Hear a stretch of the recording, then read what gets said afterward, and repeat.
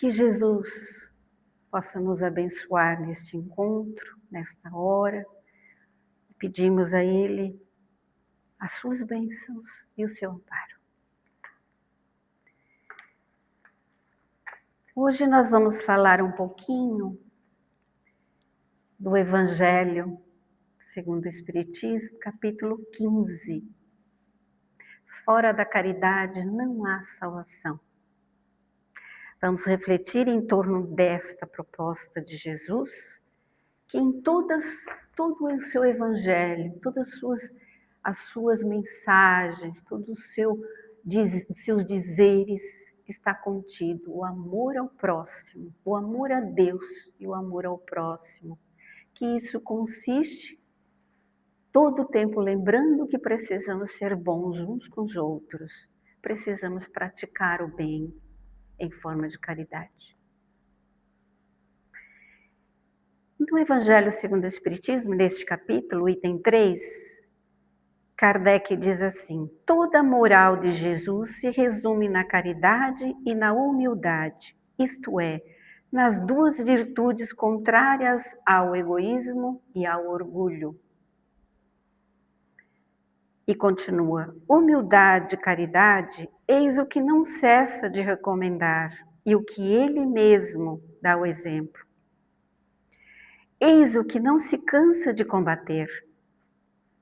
Jesus, porém, não se limita a recomendar a caridade, põe-na claramente e em termos explícitos como condição absoluta da felicidade futura. Jesus, portanto, não faz da caridade apenas uma das condições para a salvação, mas a única condição. Ou seja, nós não conseguiremos progredir, evoluir, alcançar a nossa libertação espiritual, a nossa evolução, se não aprendermos a olhar para o próximo, a nos dedicarmos, seja com amor, seja com a manifestação de doações, da caridade, a prática da caridade. Esta é a lição que Jesus nos deixa, é a recomendação que todos devemos praticar, porque não há outro caminho, não há outra saída para nenhum de nós. Podemos dizer, mas eu não tenho nada para dar. Ah, tem. Porque quando se fala em caridade, a gente pensa logo no bolso, nos recursos monetários. Mas a caridade não consiste só isso. É muito mais que isso. É toda a ação no bem ao próximo. Seja material, seja moral. Esta é a prática da caridade. E se nós formos pensar no sentido mais amplo da prática deste ensinamento, desta virtude, ela consiste no dia a dia, na nossa convivência com o próximo. Em momentos em que precisamos tolerar, precisamos ter paciência, precisamos colocar em prática o perdão, precisamos aprender a fechar a boca e não comentar através da maledicência. E se ouvirmos alguém falando, fechar o nosso ouvido para não levar para frente, porque isso é um mal. E todo mal nos faz mal, em primeiro lugar. Além de prejudicar os outros, vamos prejudicar primeiramente a nós. Todo mal. Então, todo pensamento igualmente. Um pensamento mal nos atinge em primeiro, nos trazendo mal-estar, nos trazendo dor de cabeça, problemas até físicos. Mas também nós conduzimos as pessoas àquela energia que não faz bem, que não ajuda, pelo contrário, só desajuda, não é? Então a gente tem que só analisar com cuidado como que nós estamos no dia de hoje, agindo com o próximo, falando, pensando, agindo. Será que nós estamos refletindo o porquê que Jesus veio à Terra? Por que dessas lições preciosas que perdura até hoje e vai perdurar para toda a eternidade? Porque vem da parte de Deus? Porque é a verdade? Porque é o caminho que nos conduz a Deus? Porque o caminho que nos conduz a Deus é o caminho do bem. Nunca é o caminho do mal, da maledicência. Nunca é o caminho da inveja, do ciúme. Nunca é o caminho do egoísmo, do orgulho. Porque ainda trazemos tanto egoísmo em nós e orgulho. Os Espíritos nos dizem que o egoísmo é a chaga da humanidade. Porque não fazemos o bem para o próximo, sempre pensamos em nós. Estamos preocupados conosco, só com o nosso bem-estar e às vezes da nossa família. É duro, mas é a realidade. Então o que a gente precisa fazer? Podemos até não ser tão egoístas, já sabermos dividir, já sabermos pensar no outro, antes de pensar em nós, podemos até fazer isso. E devemos, muito mais, né? Mas ainda carregamos egoísmo em nós. Ainda estamos nesse planeta, né? Que é bastante inferior, mas precisamos então, com essa consciência, esta observação nas nossas atitudes, começar a mudar. Começar a mudar o nosso comportamento, o nosso modo de agir, né? Ao invés de buscar só a nossa satisfação pessoal, vamos satisfazer a necessidade do outro. E muitas vezes, podemos não ter, como já lhe falei, não ter recursos materiais, mas nós temos tantos recursos. Por exemplo, um bom pensamento, que eu já falei, mas de uma prece. Será que nós pensamos que uma prece tem um poder extraordinário de ajudar alguém, de levantar, de erguer alguém? A nossa sinceridade numa prece, elevada a Deus em favor de alguém, auxilia muito, favorece imensamente. E nós vamos dar um exemplo logo, em breve. E como já falamos, caridade é toda a ação no bem, seja ela material ou moral, né? Uma palavra, uma conversa, escutar. Hoje nós temos hoje a maioria das pessoas em busca da mídia, em busca das novidades, em busca dos que são postados, né, desta ou daquela maneira, e esquecemos de ouvir, às vezes até o nosso familiar, que convive conosco, que muitas vezes precisa conversar, está angustiado, e nós não damos ouvido, porque estamos centrados nas questões materiais, no aqui e agora, no materialismo, né?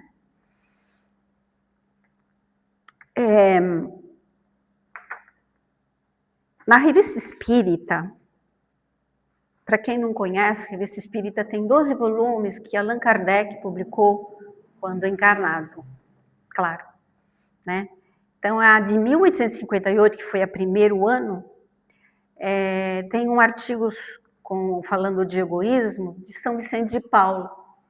E ele diz, peguei um trechinho só, ele diz assim: não pode a alma elevar-se às altas regiões espirituais senão pelo devotamento ao próximo.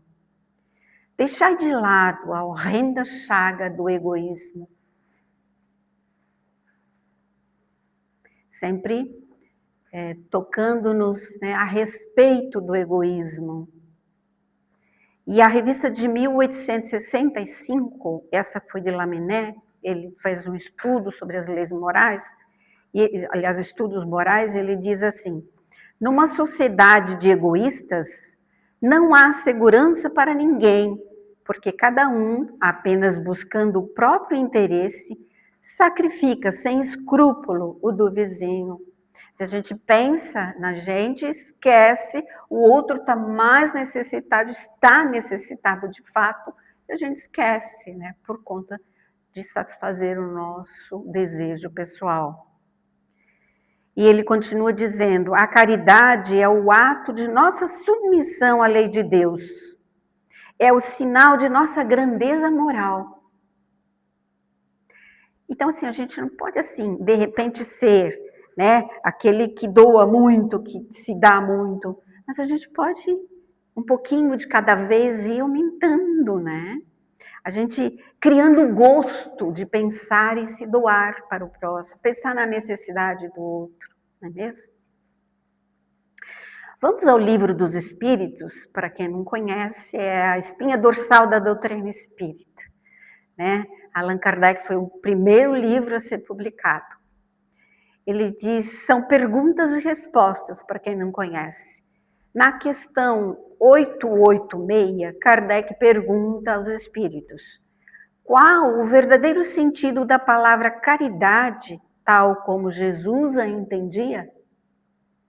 E os espíritos respondem, benevolência para com todos, indulgência para as imperfeições dos outros, perdão das ofensas. Então, ele nos diz que Jesus nos convida a exercermos a benevolência, isto é, a boa vontade para com, né? E a disposição para ajudar o próximo. A indulgência, a tolerância, né, para com as imperfeições dos outros.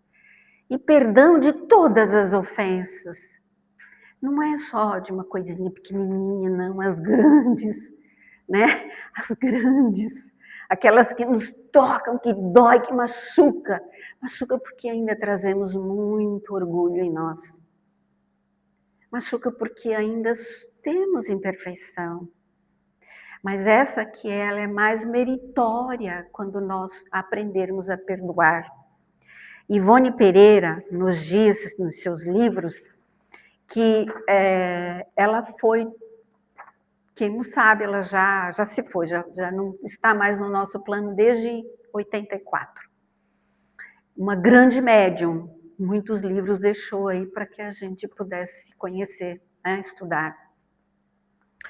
Ela diz que ela foi testada com muitas provas durante toda a vida dela. E uma delas, a mais difícil, foi a do perdão. E perdão de ofensas graves. Mas conseguiu, né, vencer. O que diz isso? Que todos podemos, né? Todos podemos, só precisamos, né, ter essa vontade de conseguir, né, de nos libertar daquela prisão, porque é uma prisão quando nós mantemos aqui a mágoa, né, a dor porque alguém nos machucou, nos feriu. Então, livrar-nos disso é um bem que nós estamos aplicando para o futuro espiritual nosso. Nós não levamos essa dependência, né, essa pendência, que depois nós podemos até, né, ter uma dificuldade numa próxima existência de convivência, né? Leon Denis, um grande continuador de Allan Kardec, escreveu vários livros sobre a doutrina espírita, um poeta maravilhoso, os escritos dele é maravilhoso, maravilhoso. Um livro, um espetáculo, que é Depois da Morte. Um trechinho falando da caridade, ele diz assim, no capítulo 47, ele diz, efetivamente os espíritos ensinam-nos que a caridade é a virtude por excelência e que só ela nos dá a chave dos destinos elevados. Então, vai se repetindo, todos os ensinamentos vão se repetindo. Só através da prática da caridade, que é o bem posto em ação, né, é que nós vamos alcançar a nossa evolução. O nosso destino futuro é a nossa pureza. Claro que não vamos conseguir nesta vida, mas aqui ela tem esse momento tem uma grande importância. Tudo que conquistarmos hoje fará diferença para o nosso futuro espiritual. E nós vamos falar de um grande espírita médico que viveu entre nós, no Rio de Janeiro, chamado Dr. Bezerra de Menezes. Alguém já viu falar? Eu espero que sim. Quando a gente está mal, é ele que a gente pede socorro, não é? Então, devemos continuar, porque ele socorre, ele ajuda, ele é um benfeitor da humanidade. Ele dizia que a caridade é o amor em ação. E ele, meus queridos irmãos, ele foi o que mais deu este exemplo que a gente conhece nos últimos tempos aqui no Brasil, de amor ao próximo. Ele se dedicou não só ao corpo, à cura do corpo e aos doentes gratuitamente. Ele atendia, não cobrava nada. E ainda desembolsava o que ele possuía para os pobres, comprar remédio, comprar comida.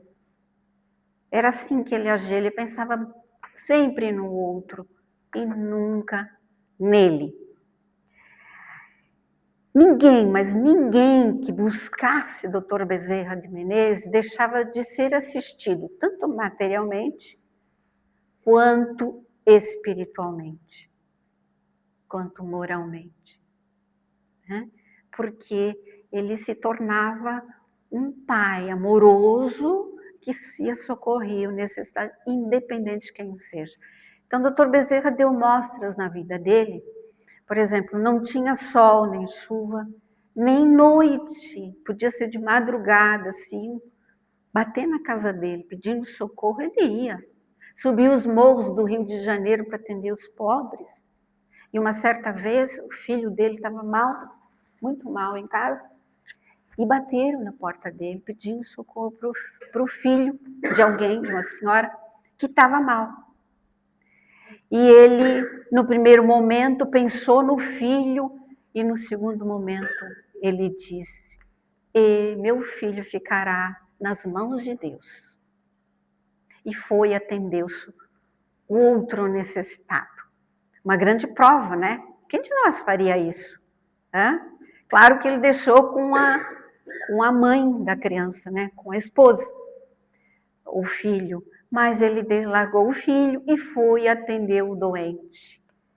E adivinhem, quando ele chegou, o seu filhinho já estava bem. É lindo isso, mas foi também tirar a aflição de uma mãe que o filho estava passando mal. É assim que era Dr. Bezerra de Menezes.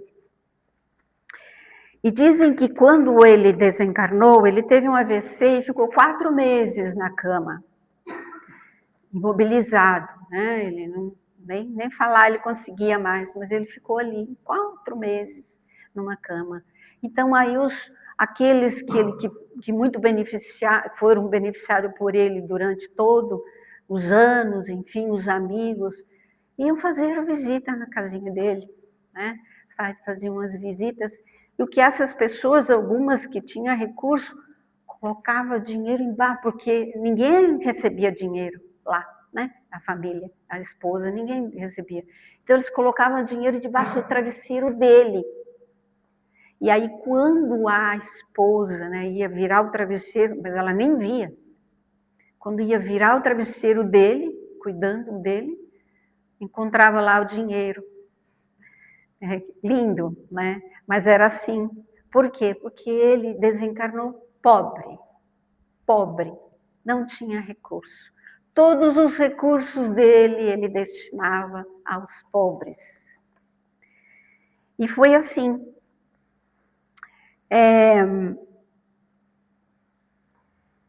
Então, assim, ele sempre pensava nos outros.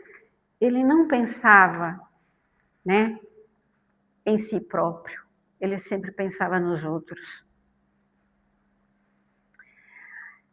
Nós temos eu acho que eu vou passar direto para o final, porque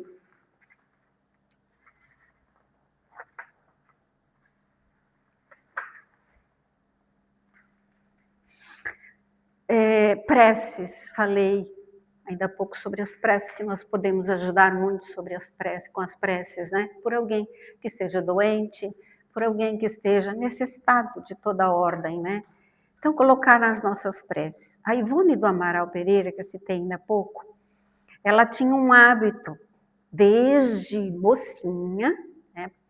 Ela possuía um caderninho, onde ela colocava lá os nomes dos doentes que ela via nos jornais. Quando alguém se suicidava, estava o nome lá, não é que ela conhecia, não. Ela pegava, colocava lá, seja de quem for, ela colocava lá. Um parente, um necessitado, ela punha lá o nominho. E todos os dias, segundo ela, todos os dias, ela fazia o evangelho e ela fazia preces por todas essas pessoas. Então, tem dois casos. Um caso de um homem que desencarnou pelo suicídio e muitos anos depois ele veio até ela não conhecia, obviamente que ela não conhecia, chegou, eu sou Joaquim, o meu nome consta no teu caderno, eu vim te agradecer as preces que você fez e muito, todo esse tempo, muito me favoreceu. E agora eu estou partindo para uma nova encarnação. E uma amiga conhecida teve também um desencarne por suicídio, uma jovenzinha. E ela colocou lá, 30 anos depois, essa moça vem até ela e diz, Ivone, eu venho te agradecer as preces. Ela nunca teve a visão dessa moça nas orações, nem nada, mas ela fazia. E 30 anos depois ela vem e diz que veio agradecer as preces que a Ivone havia feito durante aqueles 30 anos e que também ela iria reencarnar, precisava. Então, vamos lembrar que esta é uma das maneiras de nós fazermos a caridade. É caridade, é amor ao próximo, é ausência de egoísmo, quando nós vamos lembrar do outro, da sua necessidade nas orações. Então, uma maneira de fazer caridade.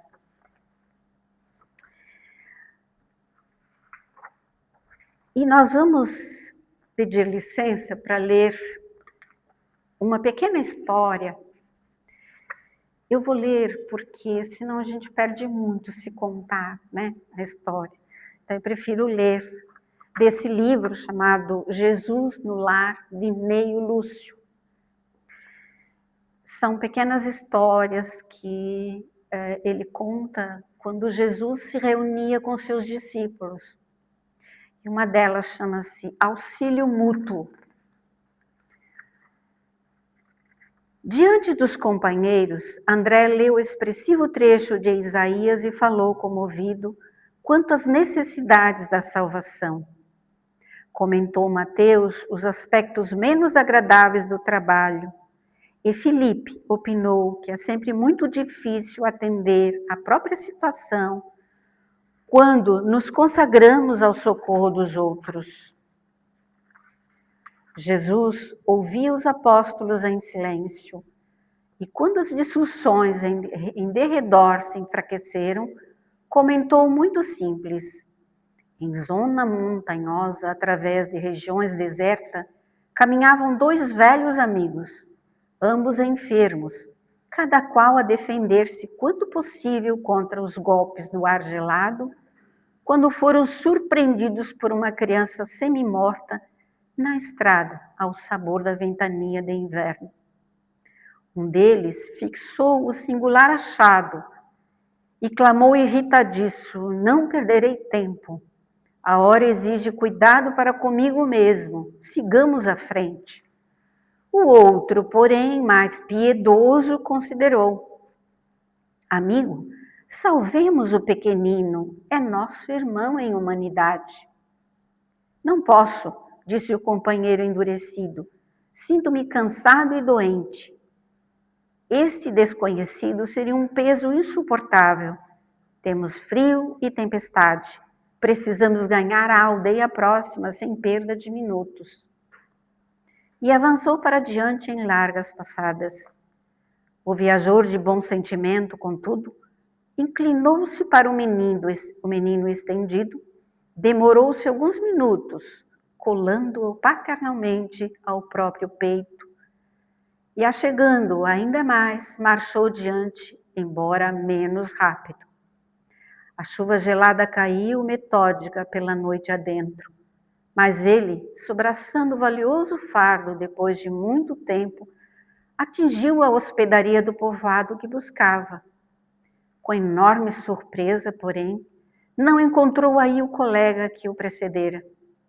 Somente no dia imediato, depois de minuciosa procura, foi o infeliz viajante encontrado sem vida num desvão do caminho alagado. Seguindo à pressa e a sós com a ideia egoística de preservar-se, não resistiu à onda de frio que se fizera violenta e tombou encharcado, sem recursos com que pudesse fazer a face ao congelamento.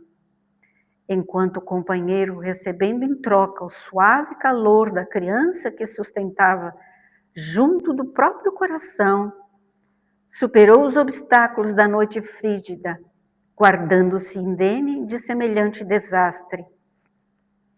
Descobrir a sublimidade do auxílio mútuo, ajudando ao menino abandonado, ajudar a si mesmo, avançando com sacrifício para ser útil a outrem, conseguira triunfar dos percalços da senda, alcançando as bênçãos da salvação recíproca. A história singela deixara os discípulos surpreendidos e sensibilizados. Terna admiração transparecia nos olhos úmidos das mulheres humildes que acompanhavam a reunião, ao passo que os homens se entreolhavam espantados. Foi então que Jesus, depois de curto silêncio, concluiu expressivamente: as mais eloquentes e exatas testemunhas de um homem perante o Pai Supremo são as suas próprias obras. Aqueles que amparamos constituem nosso sustentáculo. O coração que socorremos converter-se-á agora ou mais tarde em recurso a nosso favor. Ninguém duvide, um homem sozinho é simplesmente um adorno vivo da solidão, mas aquele que coopera em benefício do próximo é credor do auxílio comum. Ajudando, seremos ajudados. Dando, receberemos. Esta é a lei divina. Lindo, né? Mas é tocante. É um tratado sobre a nossa caminhada, se devemos trabalhar o nosso egoísmo, pensando no próximo, exercendo a caridade em favor de todos. Aqueles que encontramos no caminho, às vezes, num momento não tão bom para nós, mas é hora de esquecer de nós, tal qual o homem fez, e lembrar do outro, da necessidade do outro. Nós podemos. E Jesus é que nos convida a isso. Sigamos à frente, confiantes, com fé, e realizemos o que pudermos a benefício daqueles que estão à volta. Muito obrigada, que Jesus nos abençoe.